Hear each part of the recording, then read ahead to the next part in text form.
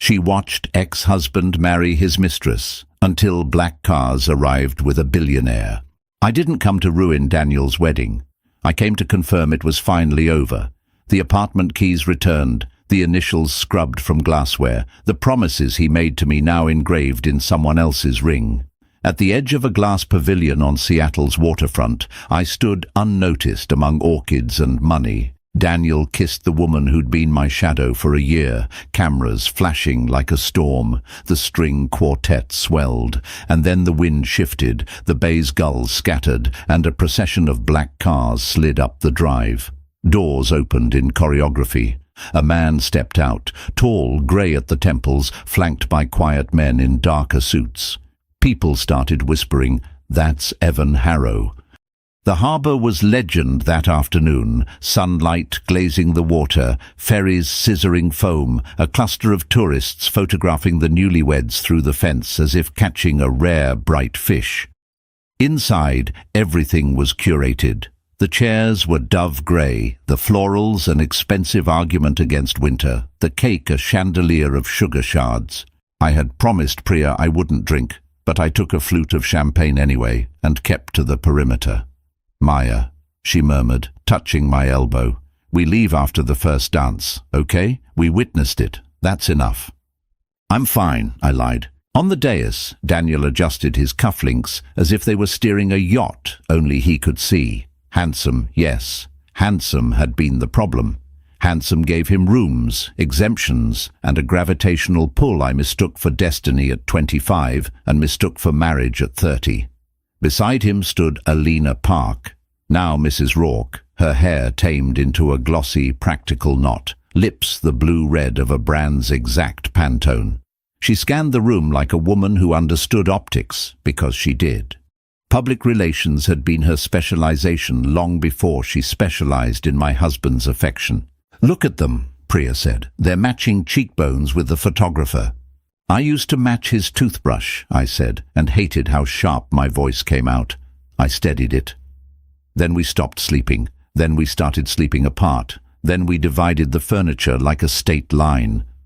"He's a mistake behind you," Priya whispered. "Not a monument ahead." The quartet slid into something classical and sugary. The couple began their first dance, and I watched as if observing a weather pattern I could predict but not control. I had written a speech for this moment months ago, the one where I would confront them both, humiliate Daniel with all the late-night truths, turn the room into a jury and plead my case. Divorce law doesn't allow for juries, and weddings aren't courts. I burned the speech. Instead, I held my glass and remembered the last morning in the condo, the smell of coffee cooling, the hallway beyond our bedroom, a tunnel of things unsaid. He'd kissed my forehead like a brother and told me I was resilient. People say that when they prefer your survival to their guilt. The string lights trembled above us when the doors opened. It was subtle at first. Valet radios chirping in an unplanned cadence, the hum of new engines. Black SUVs lined up like a sentence nearing its verb. Uniformed staff exchanged the quick, salmon-bright glance of people who sense a tip about to grow. "Is the mayor coming?" Priya asked. "No," said a man near us, a board member from one of the city's foundations. "Better, the king of logistics himself." The name travelled faster than eyes could. Evan Harrow, the private billionaire who'd made shipping software elegant and moving boxes a religion. He stepped out flanked by two men whose posture suggested they were trained to read rooms as topographical maps, elevations of risk, valleys of secrets. Evan wore a charcoal suit tailored without vanity, the kind of simplicity that commands a room by refusing to ask for it. He didn't scan, he measured. His gaze passed over me like a beam skimming a field, pausing nowhere, then returning. Alina stiffened. Daniel's smile faltered by half a tooth. "What is this?" Priya breathed, suddenly more interested than protective. "This," I murmured, "is drama." Evan's presence cleaved the pavilion into before and after. He didn't head to the dais, didn't offer congratulations. He spoke to the event planner, then the hotel manager, and then, smiling politely, to a greying man I knew from the city's development commission. He was careful not to make a show. He was an expert at the soft invasion. Within a minute, new faces appeared. 2 women in navy sheath dresses carrying tablets, a younger man with rolled-up sleeves and a pen behind one ear, a legal team in the invisibleness of perfect tailoring. People whispered about mergers, audits, a surprise gift for the couple, the kind of spectacle money uses to flirt with power. Daniel made the first move. He broke from the dance floor mid-spin and shook Evan's hand with a grin too wide to be honest. Alina followed, composing herself into a PR smile. The photographer floated over like a dragonfly. Evan ignored the lens. The quartet kept playing. A staffer brushed past me, murmuring, "Excuse me," as if we were rearrangeable chairs. Priya squeezed my arm. "We should go, now." But something in me, maybe pride, maybe the stubborn muscle of a life with Daniel that hadn't fully atrophied, made me stay. I wanted to see what future had marched into the wedding wearing bespoke shoes. Evan glanced our way again. This time his gaze stuck. He didn't smile. He simply nodded once, as if a decision had been confirmed. "What was that?" Priya said.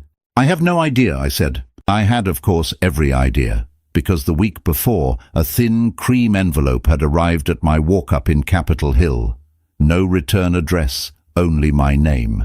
Inside, a non-disclosure agreement I hadn't signed 2 years before, and a note written in a brisk, angled hand. "I believe you know the parts they forgot to hide, each." The black cars hadn't just come to bless a marriage. They'd come to collect a debt no one knew I held. We were not a tragedy, Daniel and I. We were an equation that looked solvable until the numbers refused to behave. Our first apartment was on East Lake, with a sliver view of Lake Union if you pressed your face against the kitchen window and leaned left. We lived on dumplings and ambition, taking the 70 bus to downtown jobs that felt like invitations to future selves. He wore shirts one size too tight because his ego liked a hug. I wore flats and learned to walk faster than men expected. It was our private sport, outmaneuvering expectations. He'd studied urban planning but wasn't interested in designing parks. He wanted to finance them. He could talk about alleys like they were arteries and zoning like destiny. He found his way to Northline Developments, a company with the appetite of a shark and the smile of a dentist. I found my way to Harbour Link, the non-profit trying to keep working families in neighbourhoods they'd built with their hands and lost with their rent. At first, our dinner conversations were sparring disguised as flirtation. "They're not villains," he'd say, twirling his fork. "Northline brings jobs. And a tidal wave of rent and glass towers that reflect each other but not the people below," I'd counter. He'd grin, kiss the back of my hand. "You are incandescent when you argue, and you are charming when you justify." "I can be both," he'd say. "Charm doesn't absolve me, it accelerates." We married after 5 years because we wanted to and stayed married for 3 more because momentum is a kind of wanting. I was good at my job. Grant writing wasn't romantic, but language is a tool and money listens to language. He was excellent at he could make a spreadsheet sound like a poem and a hostile takeover feel like civic duty. Our fault line wasn't love, it was secrecy. The hushed conversations in the hallway I pretended not to hear. His phone turned face down one time too many, the way he started using "we" to mean his firm, not us. He met Alina at a press conference about the Northline proposal to revitalize a neighborhood south of the stadiums, a cluster of auto shops and family groceries and churches that hosted potlucks the size of weddings. Alina polished narratives for a living. She was hired to sell the word revitalize to people whose homes it endangered. "I'm not stupid," I told Priya the first time I saw a text from Alina on his phone. "Happy to prep you for Q&A tomorrow. Coffee?" "Of course you're not stupid," she said. "But the world is. It rewards the bold even when they're wrong, and the loyal, only when it's convenient." I asked Daniel directly. He laughed in that way men do when they pretend a woman is being adorable. "Maya, she's a consultant. She signs her texts with a winking emoji," I said. "So do you." I stopped at 30. He kissed my forehead. "Don't be threatened." "I'm not threatened," I said, and heard thunder somewhere inside my ribcage.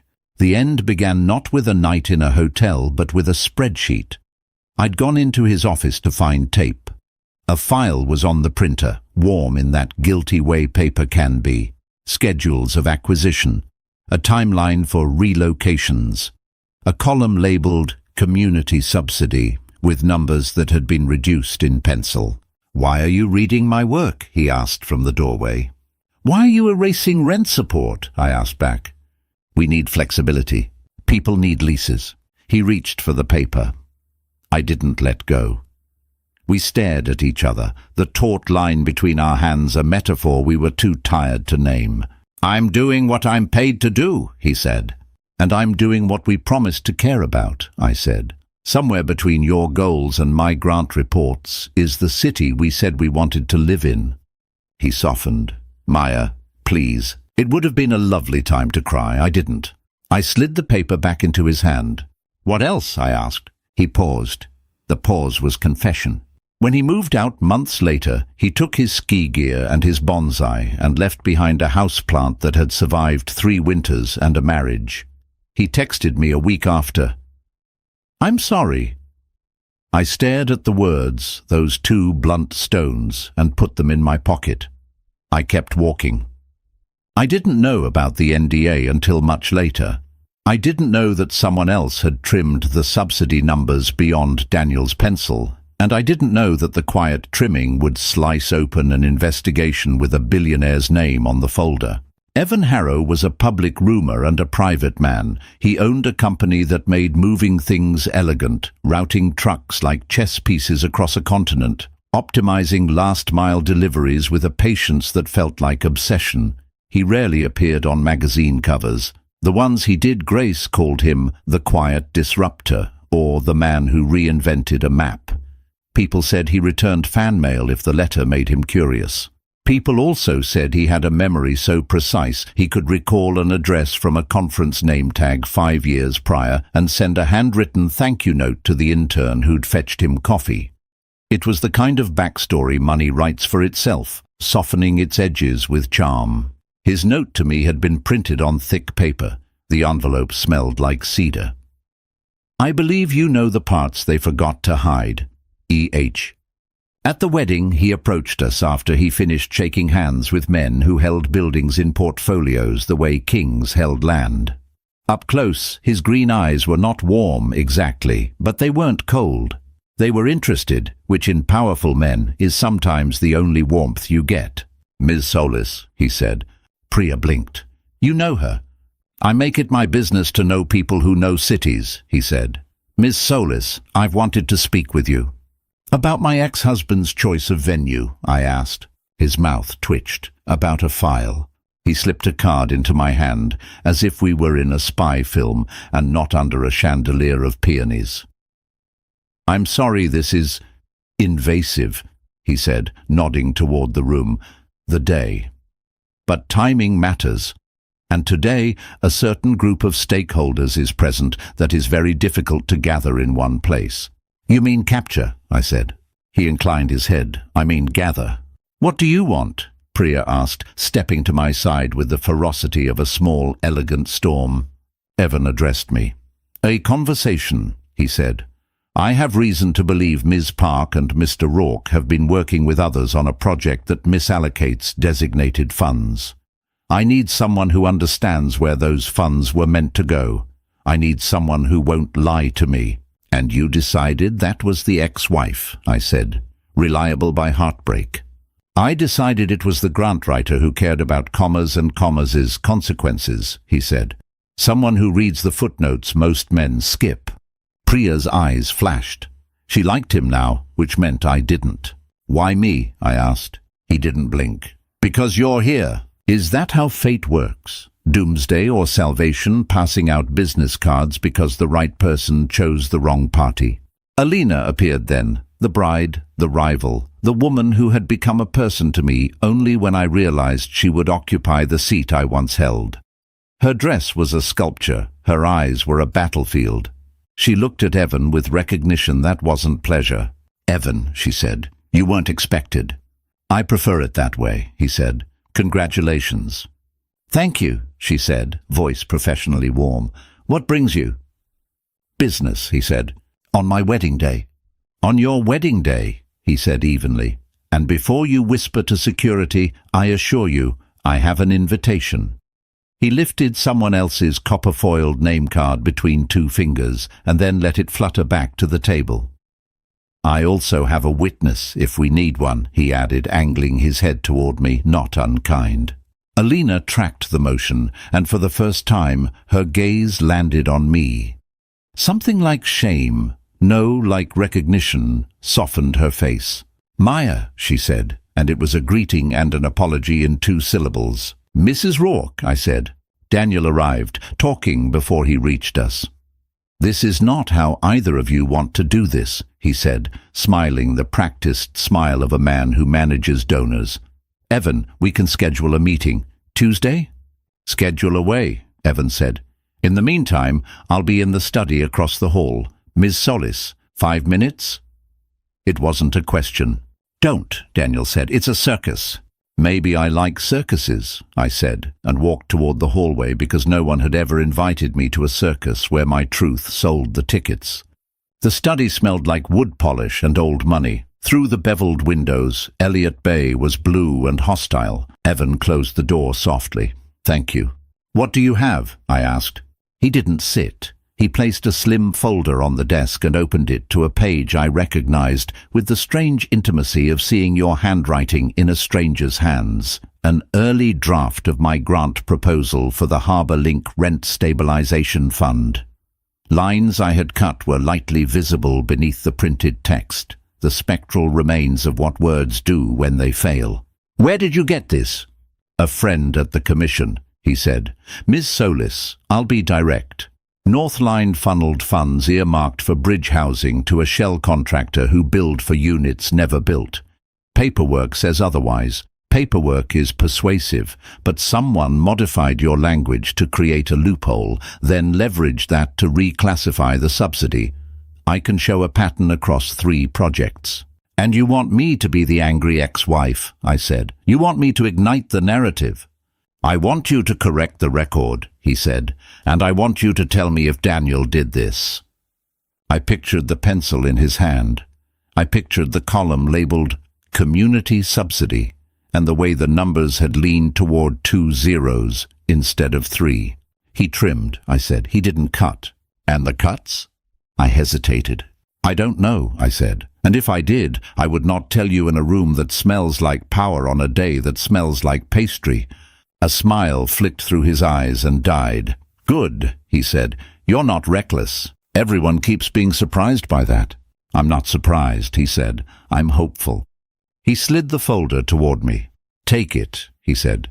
If you change your mind, my number is on the card. If you don't, I'll proceed without you. Proceed how? Quietly, then loudly, he said. That's the only tempo that works. I picked up the folder. It felt heavier than paper. What's in it for you? I asked. No one asks that first, he said. I'm not first. I'm acquiring a significant stake in Northline, he said. I like the bones, not the tumors. Cleaning matters before a purchase. Also, he added, almost as an afterthought, my sister lived in a motel for 6 months when a different developer revitalized her block. There's a ledger I keep that money can't balance. This helps. There it was, a motive shaped like grief. He opened the door. 5 minutes are up, he said. I'll see myself out. He left the way he came, soft, inevitable. When I returned to the pavilion, the cake had been cut. Daniel lifted a piece to Alina's mouth while keeping his gaze on the room's interpretation of him. Priya touched my wrist. What did he want? Not revenge, I said. An audit. Same outfit, different stitching. Outside, the black cars waited, engines patient. I put the folder in my tote and felt for the first time in months something besides loss, possibility, complicated and sharp. In the days after the wedding, Seattle went back to normal, which is to say it rained. Rain is perfect for decisions. It makes everything sound like thinking. My Capitol Hill walk-up was a box of plants and books, and the kind of furniture you can move alone if you convince yourself it's a test of character. I spread Evan's folder on the small dining table and made a pot of tea I didn't drink. The documents breathed secrets. There were invoices from the shell contractor, Orion Adaptive Solutions, a name only a spreadsheet could love. There were emails printed without headers, redacted names like wounds stitched with black thread, dates circling the window when Daniel and I had stopped touching. I called Priya. "Tell me not to do this." "You'll do it anyway," she said, "because you're you. The trick is making it yours and not theirs." "Whose?" "All of them. Evan, Daniel, the city. Men who print their reasons on textured paper." "I've decided to meet Evan," I said. "Of course you have," she said. "Wear the blazer that says, 'I know where the bodies are, but I am also kind to dogs.'" "I don't have that blazer." "You do," she said. "It's navy." Before the meeting, I went to see Dr. Keisha Vaughan, the therapist I'd paid to hear me excavate the ruins of a marriage and then plant something where the crater was. "You're bright-eyed today," she said, adjusting her glasses.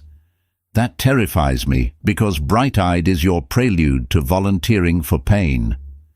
"It's not pain," I said. "It's civic duty." "Your civic duty finally includes self-protection?" "I'm working on it." I told her about the wedding, the folder, the note. She listened the way doctors listen to test results, not unemotional, but steady. "Why would you do this?" she asked finally. "Because the past took my voice," I said, "and the present is handing it back on cardstock." "Evan's card," she said. "Yes." "What do you want from him?" "Nothing," I said. "Everything. Permission to believe that the story of Daniel and me can include a chapter where I do not simply endure." "Be precise," she said. "Endurance is worthy, but it's not the only noble verb." "Testify," I said. "Expose, correct, choose." She smiled. "Good. And I want terms," I added. "If Evan wants me, he gets conditions." "What kind?" "Protection for families displaced. A fund, real numbers. A ban on Orion Adaptive Solutions from any public contract. A seat at the oversight table." She nodded. "Negotiate like you're worth it." "I am," I said, and shocked myself by believing it for a full 3 seconds. The meeting was in a room with too much air and an espresso machine that made sounds like confession. Evan arrived precisely on time, his assistant trailing him with the soft gravity of competence. "You read the files," he said, not asking. "I did." "And?" "You're right, mostly." Orion invoiced for 24 units at the Elm Crescent site. The city inspection records show 14. The shortfall was reclassified as temporary pause, which preserved eligibility for further funds. "Names?" "Redacted," I said, "conveniently." "But you know their shape." "Yes." He leaned back. "What do you want, Ms. Solis?" "Terms," I said, and told him. He listened without interruption. When I finished, he steepled his fingers like a man who had evolved at a boardroom table. "Agreed on the fund," he said. "I'll seed it. Oversight, yes. Orion, banned, if we can push it through procurement." "You can push anything through procurement," I said. "You petrify bureaucracy by looking at it." He almost laughed. "I appreciate hyperbole when aimed in my direction." "There's one more thing," I said. "I won't be the angry ex-wife. I won't be your headline. My work stands on its own. No cutaways to my face while the city wrings its hands." "You assume I control the cameras." "You control everything that tries to control you," I said. "That's your brand." "My brand is privacy." "Then make mine dignity," I said. He nodded once. "Done." He slid a non-disclosure agreement across the table, not to silence me, but to protect the investigation. I read every word. He watched me read like it was a sacrament. That, strangely, felt like respect. When I finished, I signed. He did too, with a pen that could probably buy a used car. "Ms. Solis," he said, "I'll need you to walk me through Harbour Link's original proposal language. The loophole is in the prepositions." "Of course it is," I said. "The devil can't resist a good four." His assistant smiled. Evan didn't. "There's another thing," he said. "Ms. Park asked to speak with you." I blinked. Alina? Yes. She sent a message through a mutual acquaintance. Private meeting, neutral ground. Why? She didn't say, he said, but I imagine she's aware that the wind is changing. Or she's the wind, I said. He stood. You're right to be cautious, he said. You're also right to be curious. I'm both, I said. That's my brand.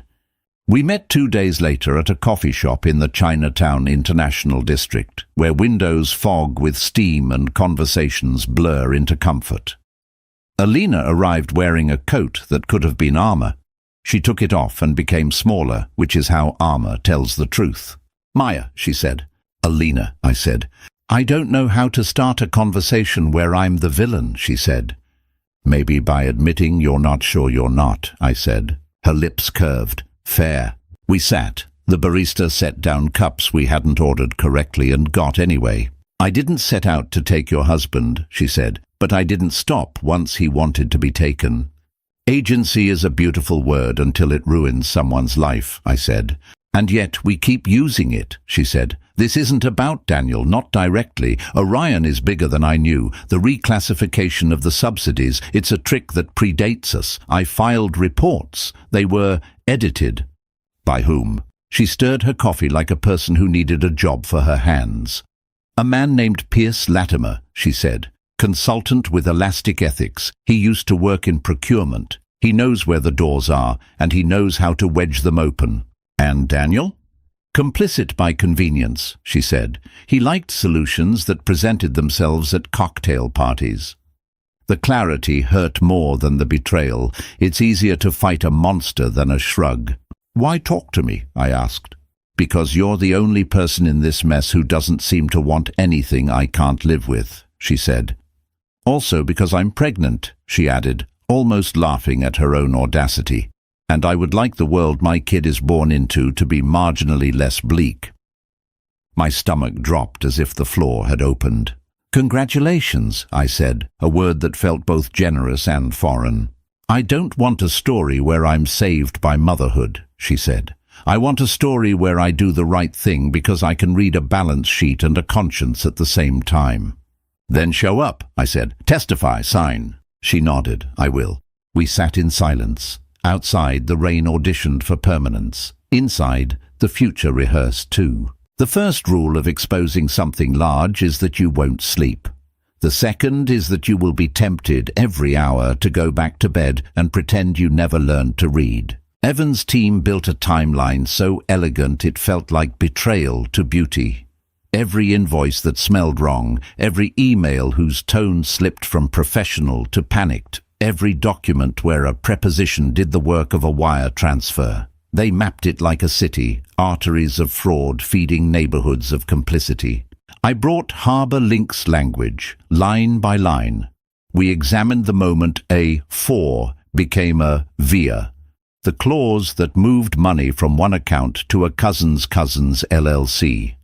I didn't know you could loathe a semicolon. Luis Ortega from the Puget Ledger met me in a coffee shop with a notepad, an old coat, and eyes that looked like they were always reading. He'd been following Northline for years, the way some reporters adopt a family of raccoons, warily, relentlessly. What's your angle? He asked, voice low. Truth, I said. That's the angle people use when they're not ready to admit it's also revenge, he said. It isn't, I said, and meant it more than I expected. He wrote it down anyway, as if it would make it more true. Evan was careful. He fed the story to regulators first, to the commission, to people who had lost their patience at fancy lunches and needed the moral permission of paperwork. He kept my name off the early drafts. He did what he promised. Daniel called me twice. I let both go to voicemail. His third message came at midnight, when the city is either asleep or honest. Maya, he said, voice frayed. We need to talk, please, for old times' sake. Old times deserve a better preposition than for. I didn't call back. Alina sent me a photo of her signed statement and the outpatient appointment label for her first prenatal visit. Proof of attendance, she joked in the text, like we were in some grim class, and the teacher graded on punctuality. When the commission scheduled a hearing, it fell on a day the weather report said would be intermittently biblical. Seattle does rain like theatre. The sky becomes a stage and the city an audience who can't reach the exits. Evan's black cars arrived not at a wedding this time, but at a municipal building whose concrete had seen better intentions. His team moved with the same quiet choreography. They didn't swagger. They didn't need to. Swagger is loud when you lack evidence.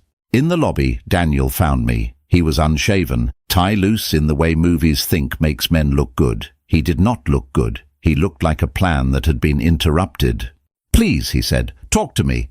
"We're talking," I said. "Not like this." "Like what? Publicly, honestly?" "You owe me." I laughed. It came out clean and mean. "I owe you what, Daniel? Courtesy? I gave you that. Years of it. I even gave you my silence." "Then give me 5 minutes," he said, "for the person I was before." "That person made choices," I said. "So did I. Here we are." He swallowed. "Maya, I didn't know how far it went."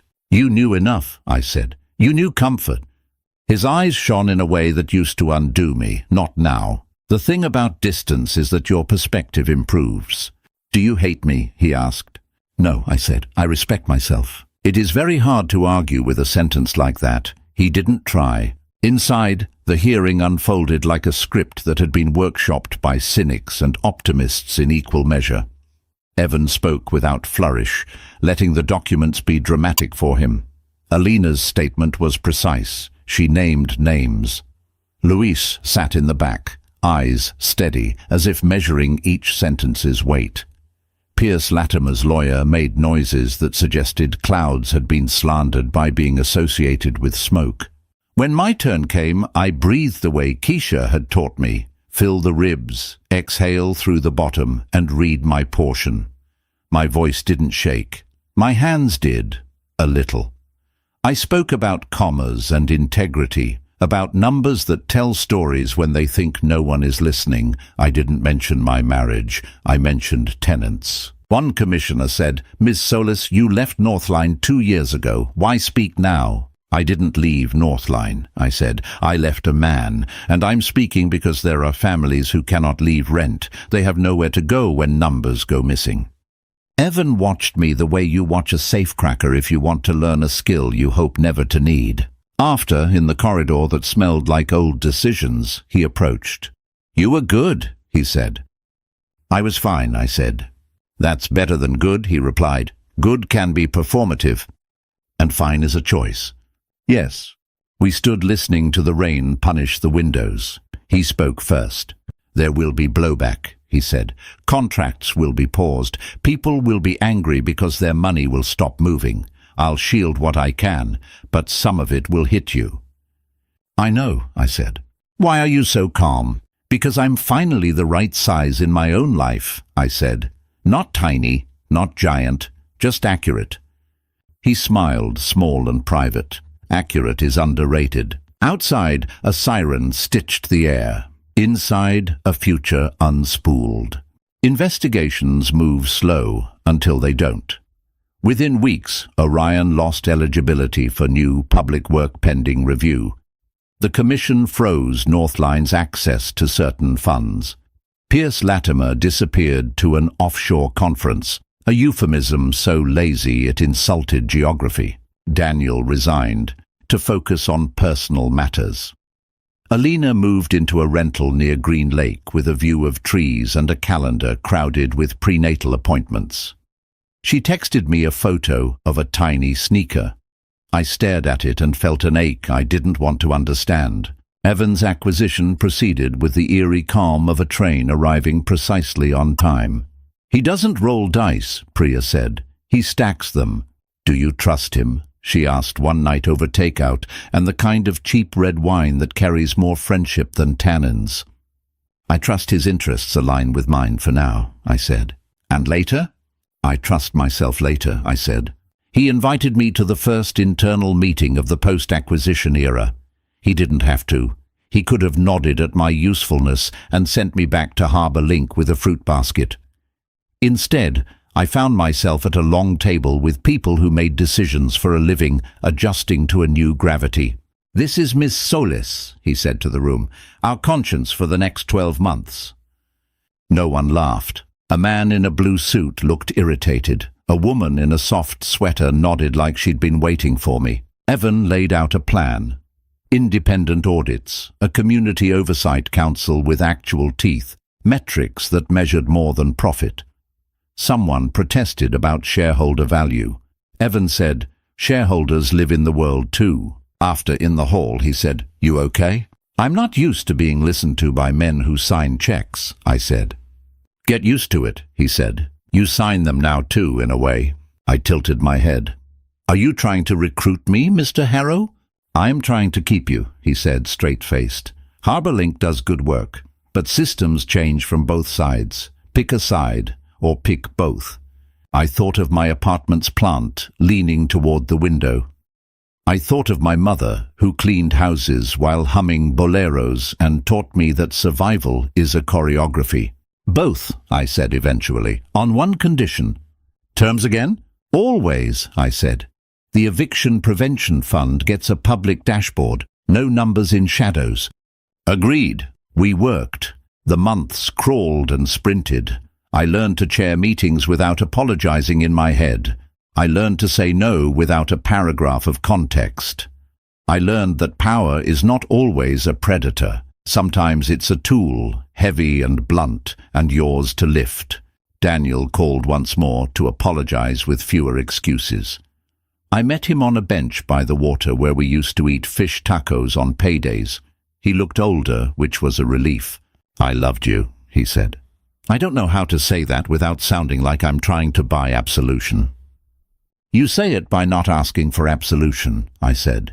"You say it by loving your kid better than you loved yourself." His eyes widened just enough. "She told you." "She didn't need my permission," I said. "Neither do you." "I want to be better," he said. "Then be better," I said. "No one is stopping you."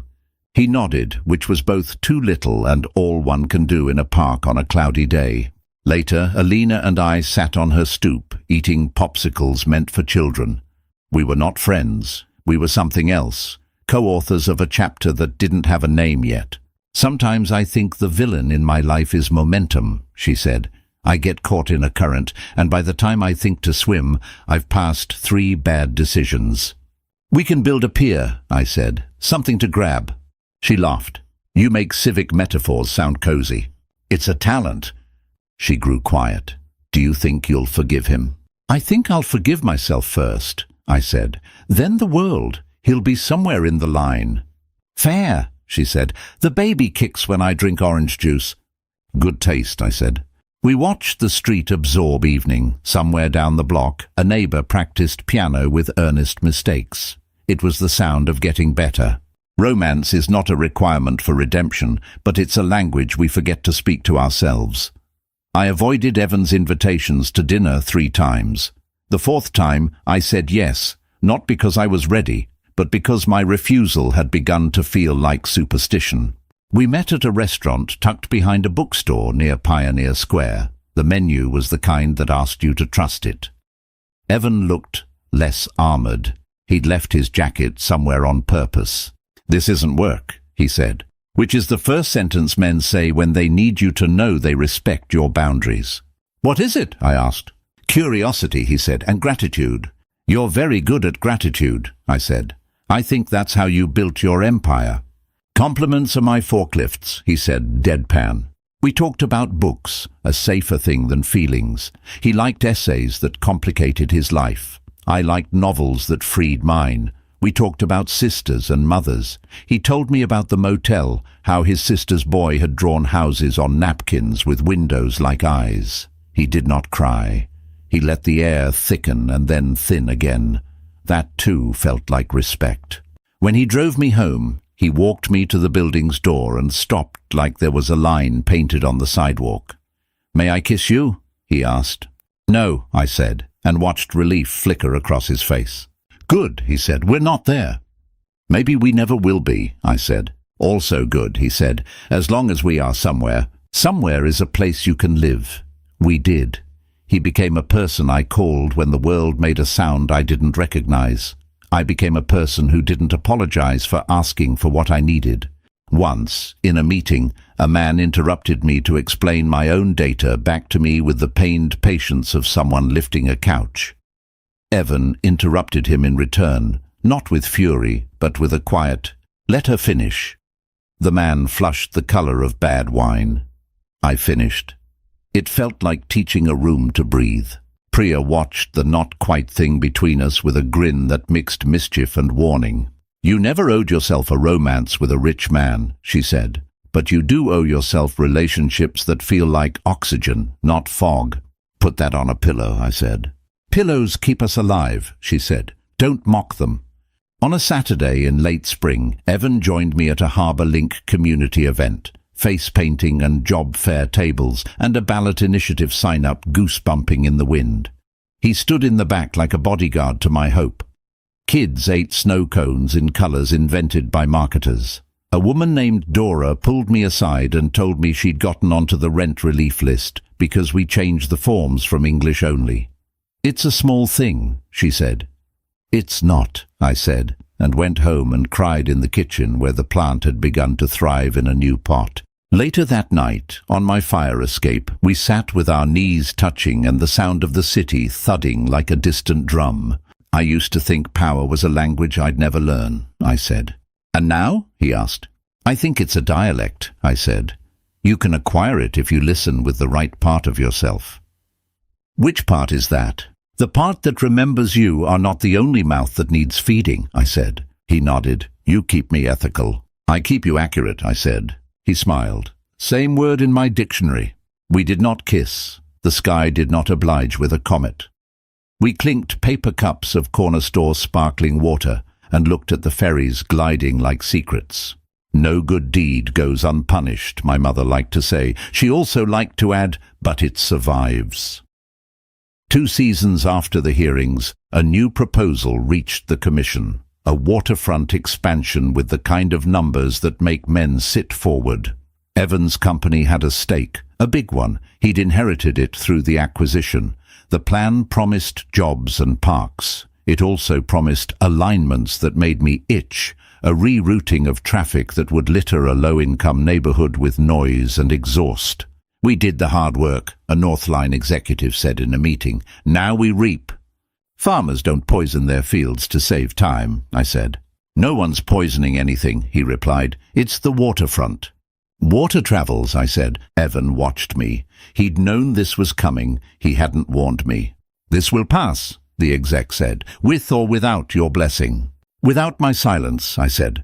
I drafted a letter co-signed by the Oversight Council, by Harbour Link, by pastors and PTA presidents, and a barrister who had more influence than any of the above. We argued for a redesign that respected air. We proposed a route that saved 9 minutes and a neighborhood. Evan called me that night. "You could have brought it to me first," he said, tone neutral. "I did," I said. "In the form of a draft you chose not to read last week." Silence. "I'm sorry," he said. "I was pulled." "By money," I said. "By momentum," he corrected, and we both hated the sentence. "Don't be the man who thinks momentum is a god," I said. "I won't," he said. "Let me fix it."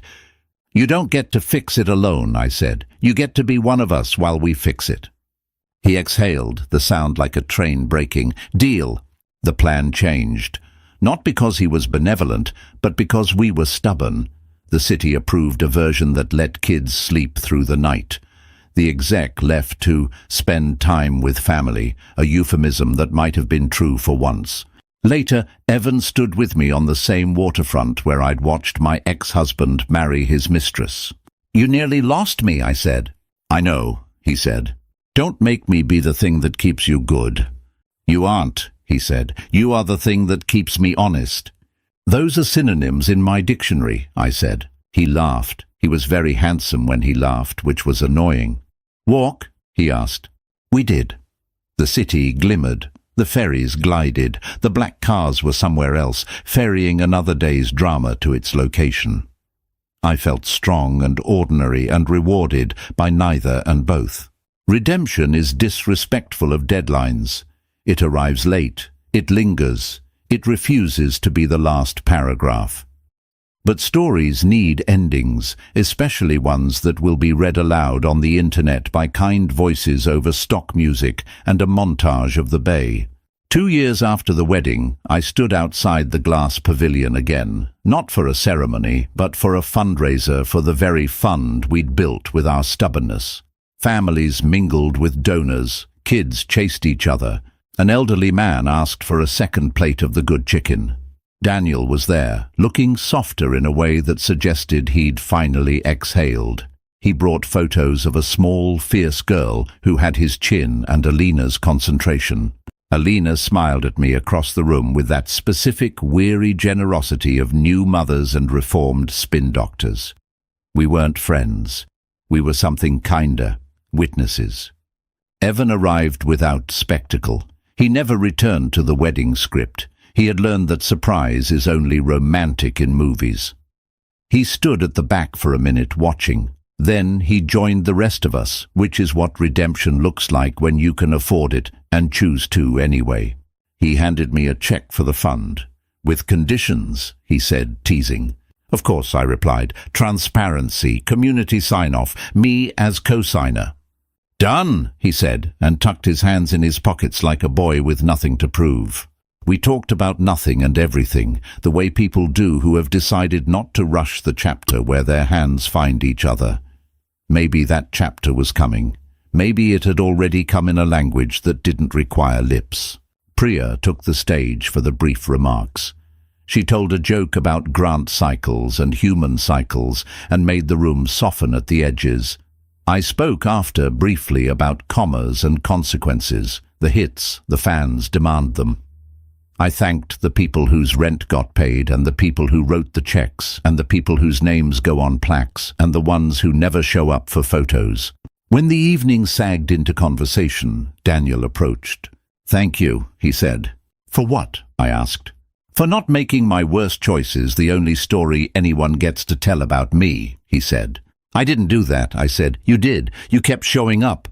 He nodded. We shook hands like citizens. After, on the deck facing the water, the air pulled at my hair and the city pretended it wasn't tired.